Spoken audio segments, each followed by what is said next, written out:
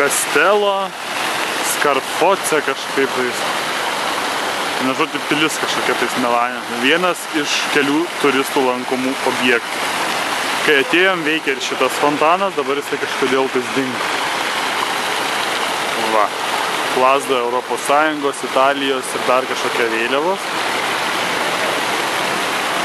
Labai šilta, laukia +13. Vasara. O čia apylinkės Milano. O žiūrėk, kokie žalias, koks tramvajus toks modernus. Taip sakant, gyvenimas nestovi vietoj, ne Kaunas. Va. Dabar bandysim eiti tenai į vidų ir žiūrėti, kas ten mūsų lauks.